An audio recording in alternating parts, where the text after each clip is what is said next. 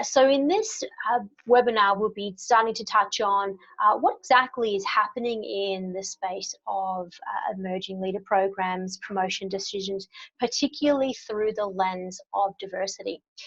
While women hold nearly half of all entry-level jobs, at the first critical promotion step to first-line manager, the gender gap starts to widen, leaving only 38% of manager-level roles being held for women, and this gap widens further up the leadership pipeline. We go with fewer and fewer women with the experience to be considered for senior roles. And because these succession and promotion decisions are largely in the hands of management, hands that have been shown, and as we will discuss today, to be laden with unconscious bias, inaccurate judgment and favoritism, we're starting to question about whether organisations are indeed making the most judicious and most legally defensible decisions about talent. So that will be the topic today. So just from a couple of housekeeping notes, all of you will be on mute by default. But of course, if you have a question or a comment at any time, you're welcome to contact me through the chat feature, which we'll keep an eye on through the course of today. We will also have a couple of polls, so please stay close to your screens and be ready to participate. Obviously, these webinars are most useful when we hear about what's actually happening rather than just what we're reading, so please do participate in those polls. We also will be recording this session, and that recording will be available on our YouTube channel in the coming week. So hopefully you won't have to be too cautious about being recorded, as I won't be calling on anyone by name, but I will have to be super careful. All right, so for those that don't know this voice that you can hear, my name is Michelle Brown, and I am the VP of Client Success at Pinsight. It is the summertime here in the US, which means that summer vacations are still in full flight, and so I am flying solo today. So what we're lacking in panel members for today's webinar, hopefully I hope to make up for in passion. And I am particularly passionate about today's topic, not just because I am a woman and in a leadership position. My background is in clinical psychology and business, meaning I've spent almost my entire career working to unlock the full potential for success in people. In my day job, I'm the VP of Client Success at Pinsight, so I oversee all our operations and relationships to ensure our clients are getting huge business value from our solutions. And in my night job, I'm an adjunct professor of organizational behavior and leadership at Denver University's MBA program, where I get to influence the next generation of business leaders to make their people, their organizations, and the world a better place. So as a practitioner, clinician, and educator, as well as being a woman, I could not be happier bringing this conversation to us today. So just a brief note about Pinsight for those that are new here. What gets us up in the morning, our core mission for doing what we do, is to bring unbiased people insights to leader decisions. So our mission is to bring fairness to leader selection and leader development and leader succession. What we really hope to do through our software solutions and development programs is to level the playing field for all talent, regardless of gender, ethnicity, race, background, belief, or any of the groups that tend to experience an uneven playing field. What we do is we deliver fast, accurate, and efficient assessment and development tools on our online platform. So because we believe in fair leader selection and promotion, we believe that candidates should have a fair assessment to give them a chance to demonstrate their full capabilities and give business leaders and decision makers scientifically validated data to make the best hiring and promotion decisions. We also believe that development plans should be built with the individual in mind so that they can build on their potential and get access to high quality, very specific programs that are easy, that are engaging, and that create lasting change. And finally, we also believe that people decisions should be made with the very best quality data at hand, and the business leaders deserve to have high quality data and evidence-based programs and processes at their fingertips to build stronger talent and a better business. So in today's webinar, we'll touch on a few chapters. We're really starting to look at the landscape of promotion decisions and the impact that that's having at talent at the top. We'll be looking through the lens of the current state of women and diverse groups in leadership positions, and then starting to move from there into how leadership selection and decisions are commonly made. As we pause there, we'll be thinking a little about some of the people practices and talent practices that may be getting in the way of diverse groups reaching those top thresholds. We'll then move on to how you might, as HR leaders and practitioners on the call today, how to identify, grow and promote successful talent to eliminate bias and also put you at least amount of legal risk. And then finally, I have a very exciting announcement to make at the end of our program where I'll talk about the launch of a new research study in diversity and emerging talent. So that is our agenda for today, and so let's jump in. So here we start by looking at the current state of women and diverse groups in leadership positions. And many of you have probably heard this before, but I did hear this on a podcast just recently about an analysis that the New York Times did in 2015, where they noted that there are fewer large companies run by women than by men named John. That is, you are more likely to find a CEO named John than a woman sitting in the top seat at some of our largest companies. And this seems absolutely illogical to me when I start to think about and have a look at the business case for diversity and diverse groups in executive positions. And the business case for diversity has been documented by many, Catalyst, Gallup, McKinsey, Credit Suisse, and many, many others for the last 15 years. And what ultimately most of those organizations or those studies will tell us is that the more diverse that companies are, the more able they are to win top talent, to improve customer orientation, to improve employee satisfaction and decision making. And all that leads to a virtuous cycle of increasing returns. That diversity leads to creative tension and a challenging of assumption, and as a result, much more innovative thinking. And so the statement that McKinsey made in one of their recent reports is that when companies commit themselves to diverse leadership, they are more successful. They are more successful at having financial returns above their respective national industry medians. They are more successful at meeting above average financial returns than those in the lower quartiles. That when top companies are investing in ethnic diversity, there's better potential performance. That for every 10% increase in racial and ethnic diversity in the senior executive team, EBIT rises 0.8%. There's also plenty of research to suggest that whilst there's no one specific industry or one specific group of industries that does better, unequal performance of companies in the same industries and in the same country implies that diversity is a competitive differentiator for shifting markets. McKinsey found that in a group of publicly traded European companies, those with gender diversity in leadership experienced higher return on equity, operating profit, stock price, and there's plenty of other data points to go on and on about. A note about the business case. The issue is obviously here that it is very difficult to really explain a causational relationship between diversity and top performance. And really the business case research grew out of a need to explain the business benefits, especially the financial benefits of diversity to stakeholders.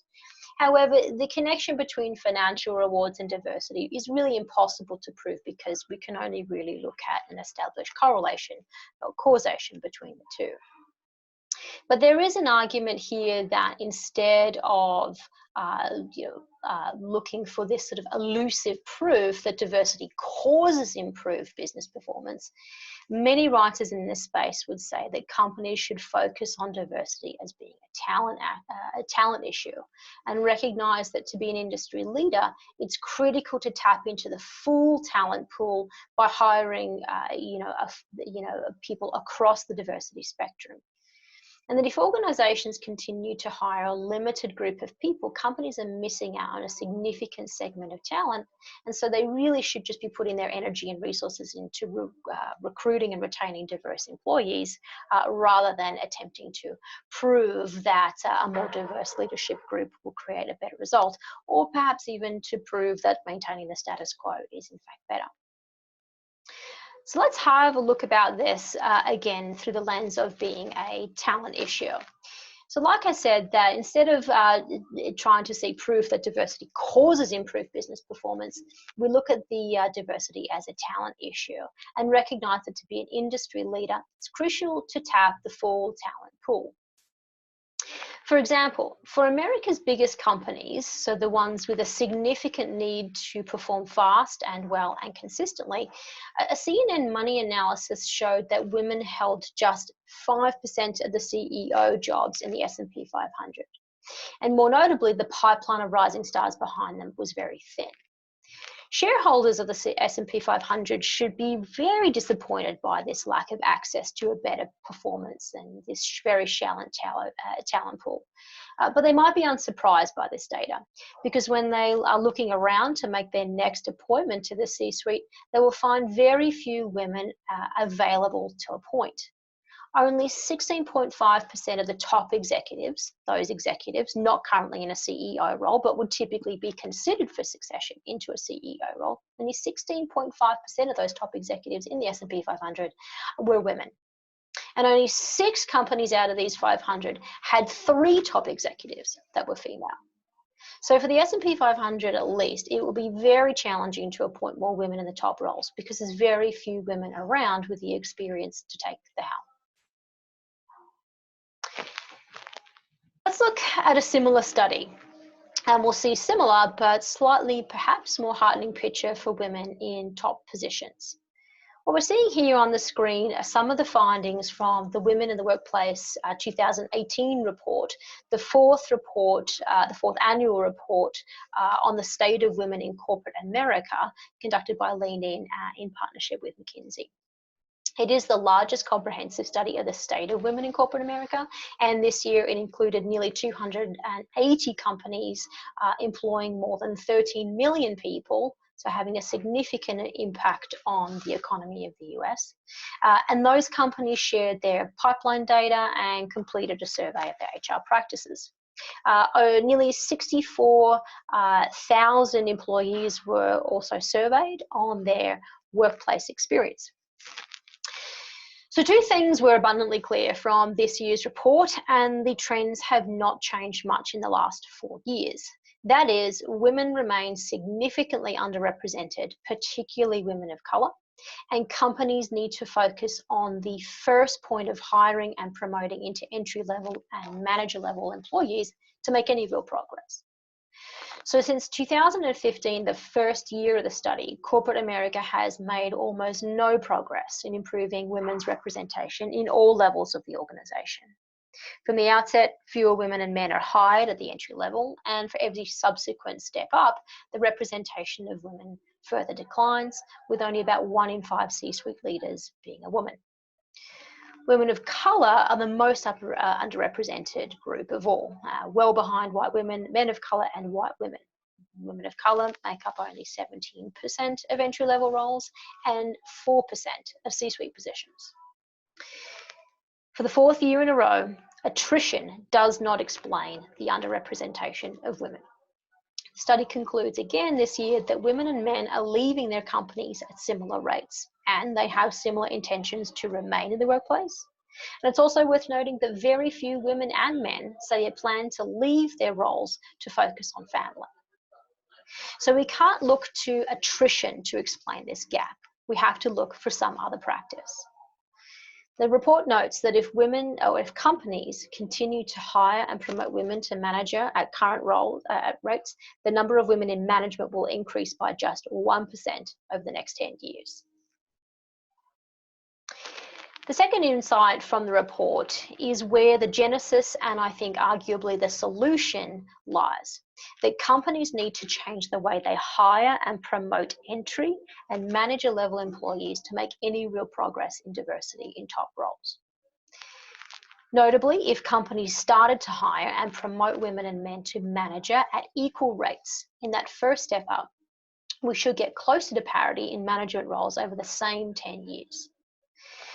So this is really saying that the two big drivers for representation in the top roles are in hiring and promotion decisions, the decisions that organizations are making but are currently disadvantaging women in these areas from the beginning. And although women earn more bachelor's degrees than men and have for decades, they are still less likely to be hired into entry-level jobs. Women are also less likely to be hired into manager-level jobs, and they are far less likely to be promoted into them. For every 100 men promoted to a manager role, 79 women are. And so this disparity in the promotion rate to manager is even worse for women of colour. Most notably, for every 100 men who are promoted to manager, just 60 black women are promoted. So largely because of these gender gaps very early on in hiring into and promoting into manager level roles, men end up holding 62% of manager level positions, and while women are only holding 38%. And it's this early inequality that has a profound impact on the talent pipeline the further up the organization. When starting at the manager level, there are significantly fewer women to promote from within and significantly fewer women at the right experience level to hiring from the outside. So even though hiring and promotion rates improve at more senior levels, women can really never catch up. Many call this the hollow middle for women's talent.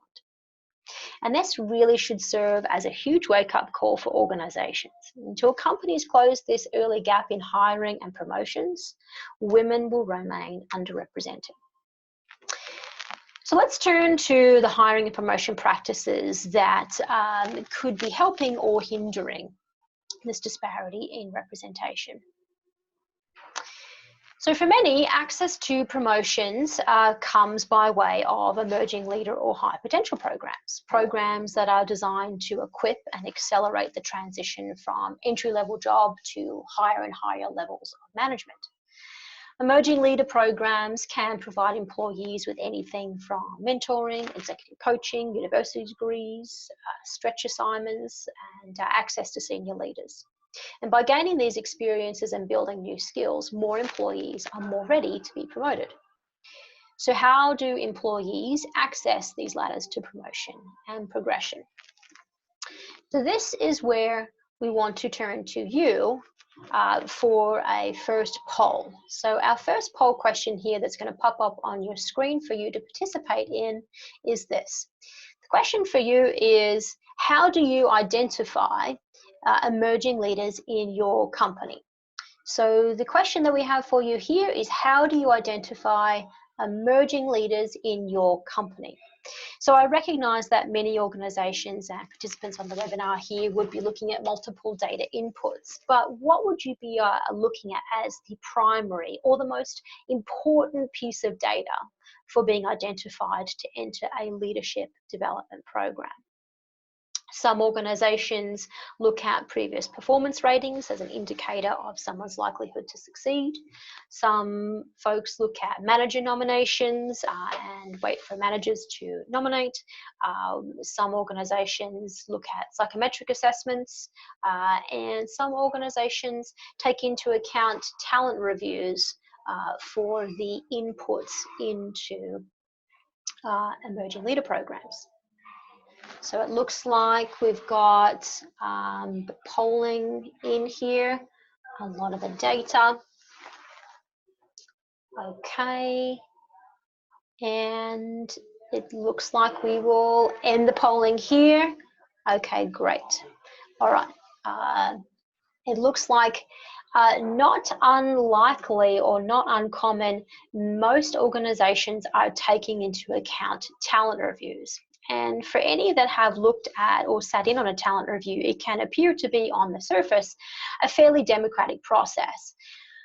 However, many would argue that talent reviews are still taking into account, or 9-box rankings are still taking into account, managers' perceptions of potential and managers' perceptions of performance. What we do know is that many companies still rely on manager ratings and rankings as the primary input for deciding who should be invested in or placed in an emerging leader program. This is where it becomes illogical, in that the research says that manager ratings of performance or manager nominations are fairly inaccurate when it comes to identifying who will be most successful in a future role. Performance ratings are known to be mostly reflective of the personal characteristics of the boss or the rater themselves, laden with biases and discrimination, rather than capturing the employee's actual performance.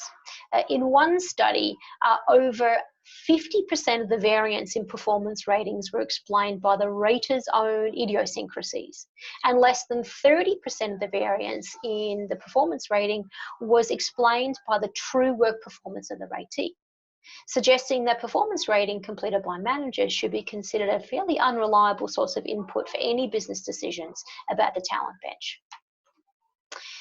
So the reality is, decisions about leadership, recruiting, and readiness are often made without objective data. This means that decisions on who to hire and who to promote often don't take into account the factors that actually determine a leader's success in a future role. And that can introduce both unconscious and systematic biases. When we start to look deeper on how performance ratings shake out through meta-analytic studies of performance and potential ratings, we can start to see how disparity really starts to take shape. When we start to look at white Americans and men, they are 1.7 times more likely to receive better performance ratings than African Americans, 1.1 times more likely to receive better performance ratings than Hispanic Americans, and men are 1.2 times more likely to receive better promotion potential ratings than women, even though women had higher objective performance ratings. So if performance ratings and manager nominations for high potential programs and emerging leader development programs are the primary input, it's likely that at best, gender and ethnic diversity will be limited, and organizations will perpetuate the cycle of a thinning diverse talent pool. At worst, organizations are wasting precious time and money investing in employees that are unlikely to succeed at the next level. So talent is underdeveloped and incompetence rises. Let's go to the second poll question now. We were looking earlier at how employees access emerging leader programs. What about when it comes to making those critical promotion decisions and the processes in place here? So we recall that for diversity at the top to become more representational and more diverse, we must start at the early manager level hiring and promotions. So going to the poll now, consider the data that your organizations or those you work with consider when making the final promotion decisions. So we're just fixing up the poll here. We're going to get poll question number 2 here going. Poll question number 2. Okay. So polling question number 2 should be up. So when looking at the data your organizations or those that you'll work with consider when making the final promotion decisions, what data points are considered and which data input is most often the make or break of the decision. So is it, again, past performance ratings, manager testimony about who might be the best candidate for a role, objective evaluation against a success profile, or how a participant responds in the interview? So we're just getting those pieces in. So I know that probably many data points are considered for those selection decisions. We're thinking about what would you consider to be the make or break, the piece of data that most decision makers are really relying on. Past performance ratings, manager testimony, evaluation against a success profile, or an objective evaluation against a success profile, or how they perform in the interview. Okay, great. And we're going to end the polling there.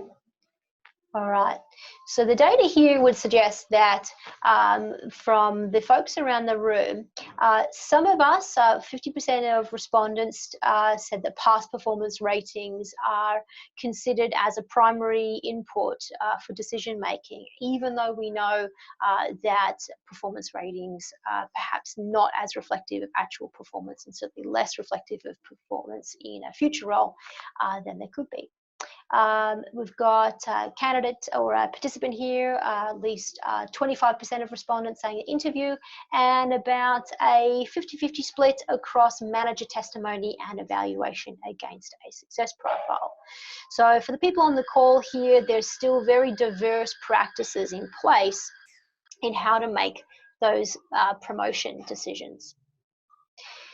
So we could certainly say, and we could certainly understand that manager nominations for promotion and high potential programs, in the case of managers' testimony or their past performance ratings, managers are likely to argue that they are the subject matter experts on what it takes to succeed in their own companies in a managerial role, and that they are probably in the best position to pick the best people to take the helm next, regardless of their race or gender.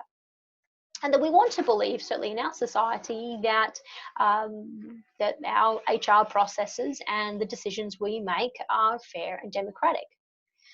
But in one study, when raters were asked to evaluate candidates on their fit for certain roles, instead of making stereotypical gender-based or ethnic judgments about the identical competence of the male and female candidates, raters, when they were evaluating candidates for a role, reconstructed the success profile for the role to fit the candidate they perceived to be more successful. The decision makers rewrote the story about what it took to be successful in the role for each candidate and their background, scripting the criteria and re-scripting it again for success based on the personal characteristics of their favourite applicant. So when the favoured candidate was a male and they were highly educated, raters said, well, this role demands a lot of intelligence. And again, when the favoured candidate was perhaps still a male but was very experienced but poorly educated, raters then said, well, this role demands street smarts and practical experience. And the authors of that study observed that this was a very novel and pernicious form of discrimination, that raters were reconstructing the job criteria, and by doing so, the decision makers were able to both discriminate on the basis of gender and to maintain the personal illusion of objectivity. The good thing here is that when raters were committing to a hiring criteria before they were disclosed of the applicant's gender, the discrimination was eliminated, suggesting that for those of you that are selecting and evaluating and reinforcing a success profile and constructing a hiring criteria before candidates apply and before raters are reviewing applicants, this reduces discrimination significantly. When we look to data on accuracy of prediction and how likely high scorers are to be top performers, it's also important to consider some of the objective and still subjective data, other inputs. So it's important to look at the tools and processes considered in hiring, but also promotion. Many organisations inaccurately believe that once a candidate has been hired, the big work of equal employment opportunity has been done, and the actual work performance will be the most telling predictor of success. But as we said earlier, performance ratings and manager nominations are fraught with inaccuracy, and we can also see here that even with a possibly blind panel of interviewers, top performers are hard to spot by humans. And here's the real challenge of leaving people decisions to people. Performance ratings, manager nominations are inaccurate in identifying who has the traits to develop in higher level positions because those ratings are done by humans. And if you have a brain, you have bias. Regardless of cognitive style, age, intelligence, gender, biases affect everyone. No one is immune. And it's not a matter of being lazy or not trying hard enough or acting under some sort of malicious intent to suppress a certain group. We are biologically pre-wired to make thinking errors to save time and energy. In the business context, we're constantly and generally doing a poor job of ranking, rating, and spotting talent. And even when we're well-intended, we are still woefully discriminatory and possess biases. And in hiring and promotion specifically, we possess performance bias. Performance bias helps us explain some of these early gaps in hiring and promotions. Research shows that we tend to overestimate men's performance and underestimate women's. And as a result, men are often hired and promoted based on their assumed potential, while women are often hired and promoted based on their track record. Here is where the maintenance of these biases and inaccurate processes really start, to me, to appear illogical. There's a significant number of studies that show when you take humans out of the equation and use good quality tools to measure performance and potential for leading a business to success, women do great. Actually, not just great, they often do better. Women have been shown in some studies to possess more of the personality traits better suited to leading and are equally capable in their cognitive skills.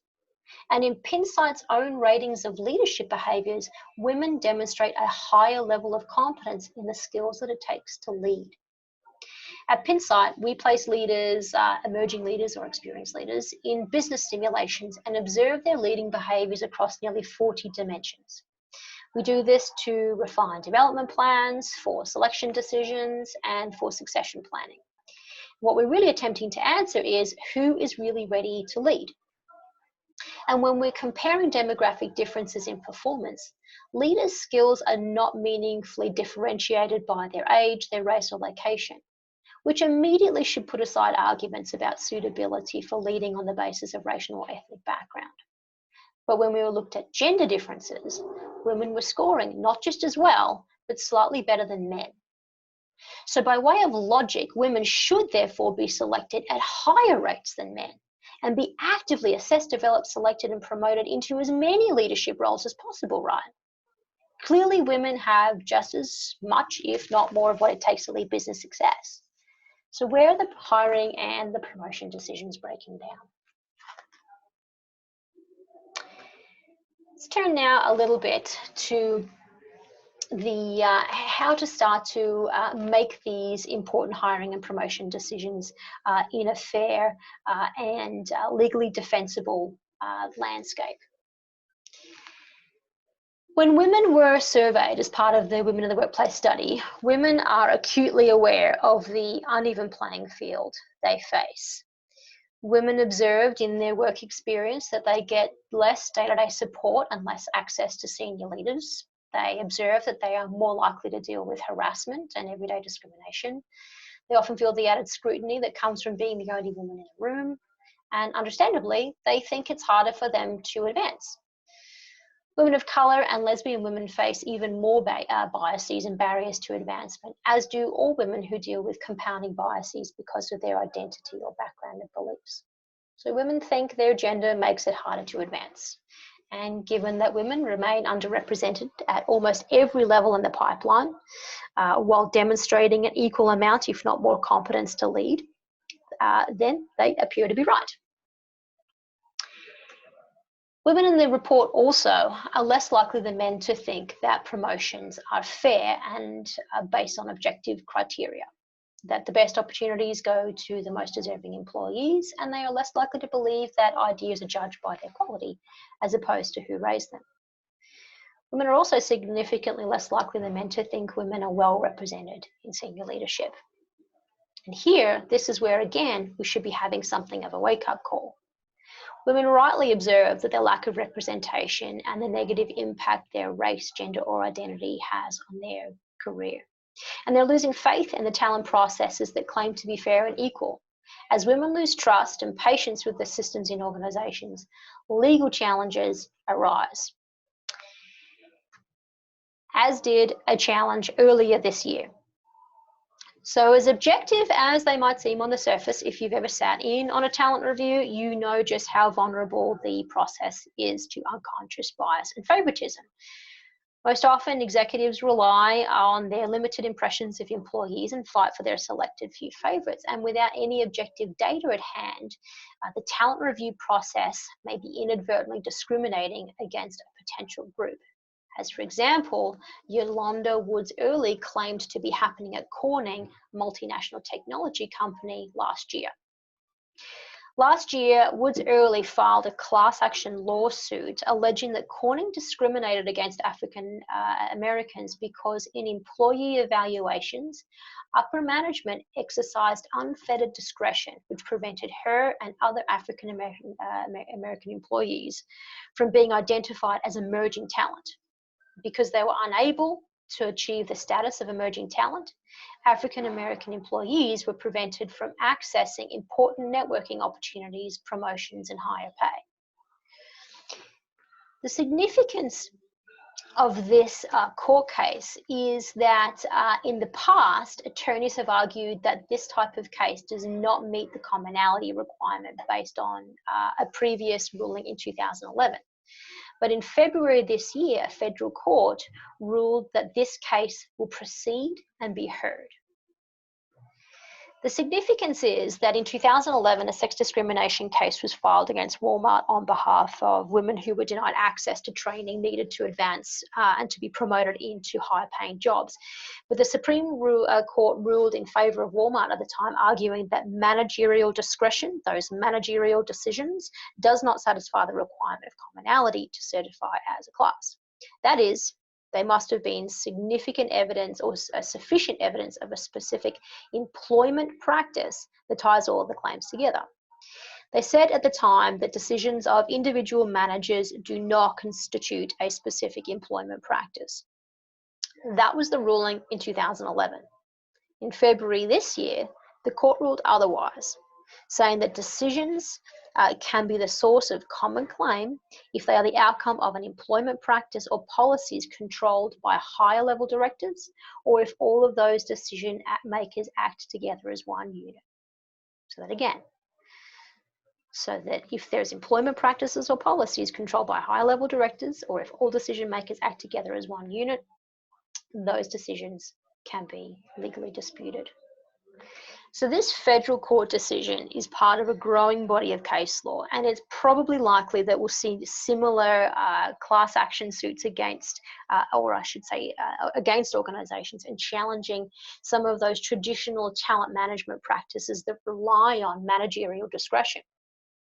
So this possesses or poses a serious legal risk for many corporations, especially if you are in the practice of using things like subjective 9-box placements, manager nominations for identification of successes, or recommendations to high potential pools that are solely derived from manager ratings or unfettered or unscrutinized talent reviews.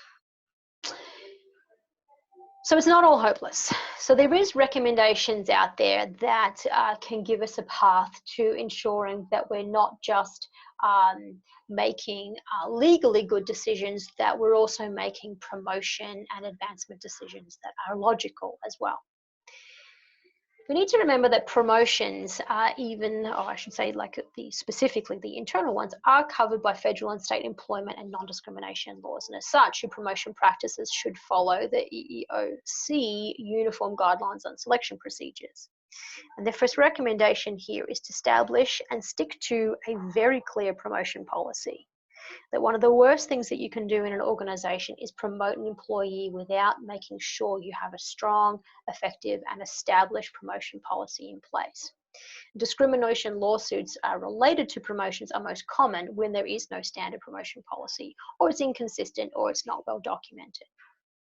And a good quality promotion policy should include things like a neutral selection criteria, a very clear set of interview and promotion procedures, safeguards against adverse impact, which I'll come back to, procedures for internal communications of positions, how to apply, documentation who's interviewed, why they didn't get the promotion, etc.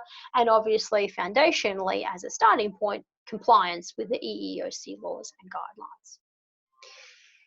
What's obviously really clear is that managers and hiring decision makers should be trained on these hiring and promotions, including the legal requirements, and they should be held accountable for following the promotion processes properly.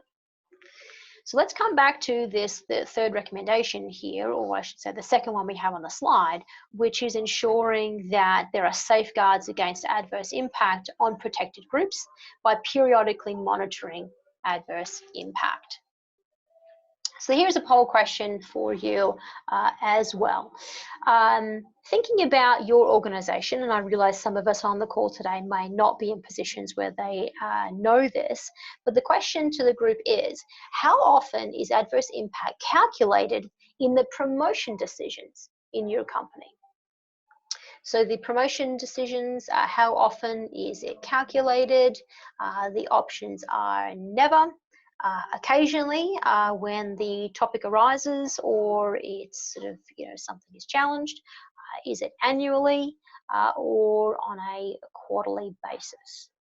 So how often are we calculating, reporting up, discussing, auditing, checking, holding our processes accountable for adverse impact in internal promotion decisions inside your company?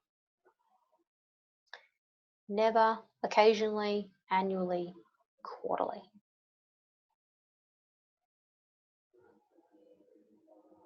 I should have put option E here, I don't know, which we can assume is somewhere between never and hopefully occasionally when the topic arises. All right, so we'll close the poll here just in a moment. And it looks like for those people that do know, the prevailing answer here is adverse impact is calculated in organizations on the call here at a rate of never. Oh, okay, so here is a quick update on how to do this to make sure that promotion decisions are not working against a common protected class. So there is a very easy way to calculate if your talent management practices like 9-box placement in talent reviews or recommendation to high potential pools or your promotion decisions discriminate a protected class. And according to the 1979 EEOC interpretation, and there's plenty of information on the interwebs about this, adverse impact exists if one group is selected at less than 80% of the selection rate of the group with the highest selection rate. And again, the key term here is the rate and also the protected groups or classes. And you can see on the screen here some of the more common protected classes. That is changing, and each state has some slightly different variations and rules, but it is the selection rate. So we are not necessarily looking at equal numbers of selection or scoring, it is the rate. So for example, if you have a workplace that is 70% made up of women, then the rate of selection into high potential pools or high level 9-box placements or promotion should be at no less than 80% of that rate. So the third recommendation about how to make more logical and legal promotion decisions is add objective assessment data into the mix. So the biggest legal risk that was coming out of the Woods-Early versus Corning ruling is the reliance on unfettered managerial discretion in the talent management practices. People, including managers and executives, obviously are inherently biased in their decision making, and because we unconsciously prefer others who are like us, no matter how much time and effort we invest in training and calibrating bias out of us, unless we bring objective metrics into the process, you will run the risk of discriminating against a protected group. Here's an example of a 9-box generated from an objective assessment data rather than using human perception. This data is taken from a standardized testing environment, against a global benchmark and frees the ratee from being evaluated just within the limits of their current job, their current task, their current manager, and places them in a broad and deep leadership scenario to measure their current leading skills and their potential to close the gaps. When we're using standardized, objective, and predictive tools, organizations can feel a lot more confident that they are getting a more accurate and a more fair view into their talent bench. Furthermore, when multiple tools or a test battery is used, adverse impact diminishes even further, and decision makers can have more and more insights for better and better talent decisions. At Pinsight, we collect data by combining, or I should say we generate insights by combining data on behavioural observations in a virtual assessment centre and combining that with measures of personality and of learning agility. And in this way, decision makers can get more accurate, less risky decisions for selection, promotion and development. That with multiple data points, we reduce the degrees of adverse impact by the tools that we're using and can get multiple views to ensure that we're ready for good quality selection decisions, for development planning and succession planning. So those are some recommendations there about how to make more logical and legal evaluations. Hopefully, like I said at the beginning, the lack of panel members has been made up by my passion for good logic and good legal process. But there is still a lot of work to be done here, and we are very proud to be part of this work. At Pinsight, amongst our values, we believe in fairness and that decisions about people should be made without bias. But we also believe in evidence, which is why we are very proud and very pleased to be partnering with Purdue University to conduct a confidential research study about the diversity of high potential employees or emerging leaders and successors for executive roles. And for those on the call today, we hope that you will also consider participating in our short survey. It should only take you about 10 minutes, and in doing so, you will be contributing to the general knowledge about how organizations build a diverse leadership bench. In this survey, we're interested in your organization's high potential employee and succession planning programs. And our goal is to investigate how organizations build a diverse leadership bench. All your responses will be treated as confidential and combined with responses from other participants. We will not be sharing your responses nor the names of the organizations with any third parties or individuals. And we are only reporting on themes, again, to contribute to this field of study. We are very, very proud to be sharing, and we'll be shouting from the rooftops the results for anyone who's interested. And we would really hope that for anyone that has the time and the will to contribute to this general knowledge will participate in the survey. The link is there at www.pinsight.com/research-study. So we hope to see you guys participating and sharing that link with all of your passionate colleagues. So bringing all this information into a couple of points. From the top, we were starting to see that diverse businesses do better, but organizations have made very little progress to increase diversity in leadership positions. And the solution really appears by the demographic studies that it appears that when representational hiring and promotion practices to first-line manager roles are at parity, we can start to resolve the issue. But training for unconscious biases is not very helpful. We can't train it out of people. And so when we're making hiring and promotion decisions, we need to remove people from this process and use more objective evaluation that predicts performance and the likelihood to grow into potential. And when we're using tools that select high potentials and for promoting for success, diversity happens by default. That the data here says that women and diverse groups do equally well and just as well as the classical groups. And so we don't need to try to focus on quotas or regulations about advancing women. If we just focus on objective evaluation of potential and performance, diversity will happen by default. So that starts to wrap up our webinar for the day. I'll be taking a breath. Next month, we'll be coming back together to have a look at the research behind the research. So please look out for our webinar where we'll start to dive into more of the detail of how biases affect selection, succession and development decisions and the future of our organizations. So we'll start to dig in further into the research and hopefully have some early data for you. We do have a few minutes now for Q&A. So for those that are on the line, please turn to your chat feature and take a moment if you have any comments, questions, objections, passionate perspectives about this topic. We would be very welcome to hear them. I will not call on name you by name, but I will state the question and answer to the best of my ability. So if you have any questions, please turn over to the chat.